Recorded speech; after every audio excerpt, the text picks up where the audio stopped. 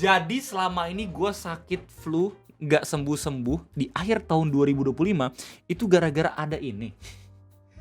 Super flu coy, sumpah flu-nya Superman.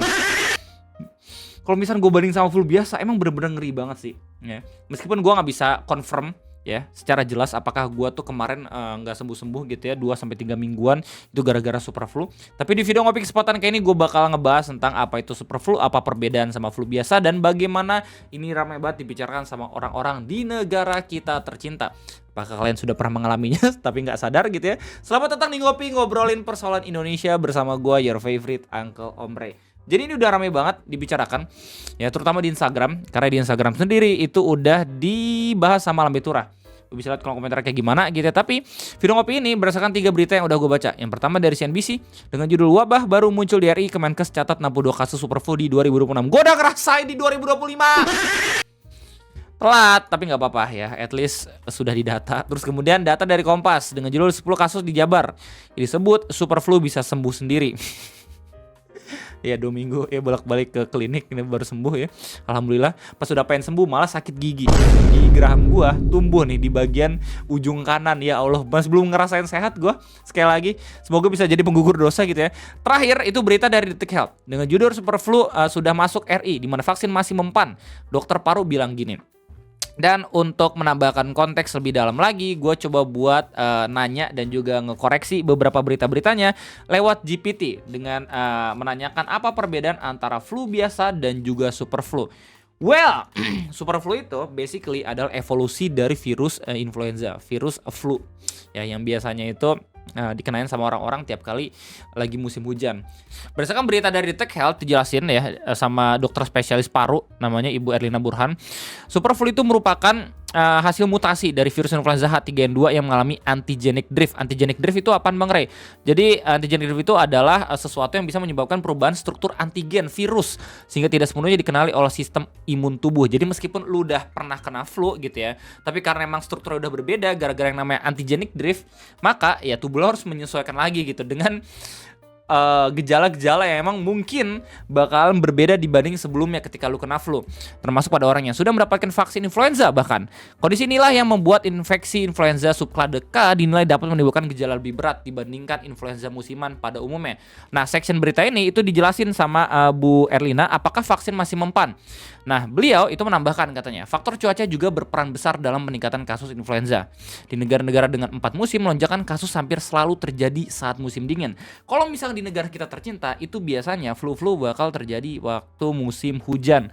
Dan karena kebetulan negara kita tercinta itu lagi ada di bulan Desember ya, atau bulan yang biasanya itu lagi musim hujan, makanya penyebaran super flu ini bisa meningkat lebih cepat ya. Fun fact aja. Jadi kalau misalnya lu tinggal di daerah Jawa gitu ya, atau daerah-daerah yang emang dipengaruhi sama angin monsun, musim hujan itu biasanya ada di DJF atau Desember, Januari, Februari kayak gitu coy. Lanjut lagi, H3N2 merupakan tipe virus influenza musiman. Angka kejadiannya memang meningkat saat musim dingin. Itu sebabnya penyebarannya menjadi lebih cepat dan dampaknya relatif lebih parah jelasnya. Iya. Gue sendiri meskipun gue masih belum bilang apakah gue ini super flu atau kagak gitu beberapa hari yang lalu gitu waktu gue lagi demam, tapi emang bener-bener parah banget. Ibu negara sendiri bilang kalau misalkan dia nggak pernah ngerasain flu yang sekacau dan juga sesakit itu, bahkan sakit itu lebih parah dibanding COVID ya. Ini bukan main-main karena dia sendiri yang ngomong gitu ya. Dan dari gue pribadi emang yang bikin repotnya itu justru kenapa ini lama banget sembuhnya. Biasanya flu itu bisa selesai gitu dalam 2, 3 sampai 4 hari gitu. Sekali ke klinik udah kelar. Nah, gue sendiri kemarin itu bahkan sampai 2 kali. Gue gak tahu apakah obatnya itu gak manjur gitu ya, tapi dari gue pribadi itu bener-bener ngerasain banget gitu kalau misalkan berat men waktu kena sakitnya. Cuman ya alhamdulillah sekarang udah rada mendingan ya. Ibu negara udah sembuh, Dede Syam udah sembuh, gua sakit gigi. Emang kentut. Kondisi tersebut kata dia menjadi salah satu alasan mengapa varian H3N2 subklase K dengan cepat mendominasi kasus flu di berbagai belahan dunia dalam waktu singkat. Iya, ini terjadi nggak cuma di Indonesia, tapi juga di negara-negara di berbagai belahan dunia ya. Nah, di sini juga ada lanjutannya ya, vaksin tetap dibutuhkan. Jadi katanya meski vaksin influenza disebut tidak sepenuhnya mampu mencegah infeksi subklase K, Dr. Erlina menegaskan vaksinisasi tetap memiliki manfaat penting, terutama dalam menurunkan, ini penting nih, resiko keparahan penyakit. Ya, jadi kalau misalnya lu udah vaksin influenza, ya, meskipun lu masih punya kesempatan untuk kena sama yang namanya super flu, tapi gejalanya itu mungkin bakalan gak terlalu parah dibandingin orang yang kagak vaksin. Ya. Kata beliau, vaksin influenza tidak selalu menjamin seseorang tidak tertular, tetapi tetap membantu mengurangi resiko infeksi berat, komplikasi, dan perawatan di rumah sakit. Ya, sama kayak vaksin COVID ya. Pada populasi rentan, sangat disarankan untuk memperbarui vaksinasi influenza secara rutin, ujar Erlina. Kayak gitu. Nah, jadi berita ini cuman fokus bagaimana pendapat dari dokter paru gitu ya, Bu Erlina. Tapi lewat berita Kompas, kita mungkin bakalan tahu apakah nge-treat super flu itu seperti flu bisa tetap ngebuat kita sembuh. Ini tanggapan langsung dari IDI atau Ikatan Dokter Indonesia yang katanya super flu bisa sembuh sendiri. Ya, berdasarkan berita dari Kompas dijelasin kalau misalnya istilah super flu atau H3N2 subklade K yang belakangan ramai diperbincangkan publik dipastikan bukan penyakit baru yang berbahaya. Ya, basically emang mutasi dari penyakit lama gitu ya. Di Indonesia berdasarkan data Kementerian Kesehatan sudah 62 kasus, sementara di Jawa Barat tercatat baru 10 kasus yang terdeteksi. Gue termasuk orang yang kena deteksi gak sih? Soalnya gue ngerasain kayak, oh ini mungkin super flu nih kemarin gitu. Tapi nggak tau lah, gue juga bingung gimana caranya mereka punya metode ngedeteksi super flu. Ketua IDI Jawa Barat Dr. Muhammad Lutfi menjelaskan, katanya secara medis terdapat dua kelompok besar virus influenza yang umum dikenal, yakni H1N1 dan H3N2. Di Indonesia tipe H3N2 menjadi penyebab yang paling sering ditemukan, sedangkan super flu merupakan mutasi terbarunya.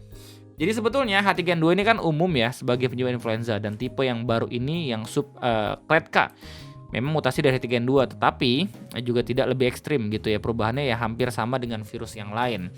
Ya, kata beliau itu cukup istirahat dan hidup bersih aja udah bisa menanggulangi ini. Lutfi menegaskan masyarakat tidak perlu khawatir berlebihan apalagi sampai menyamakan super flu dengan COVID-19. Dari sisi dampak kesehatan, penyakit ini dinilai setara dengan flu biasa meski diakui penularannya relatif lebih cepat.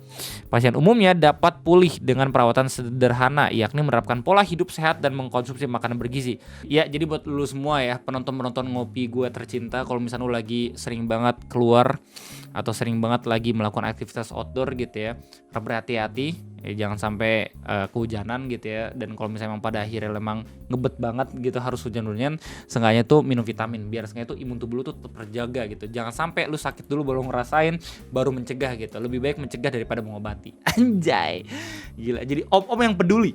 Penguatan imun tubuh menjadi kunci utama menghadapi mutasi virus ini, kata beliau. Cuma dengan istirahat yang cukup, pola hidup bersih itu juga bisa membaik. Oke.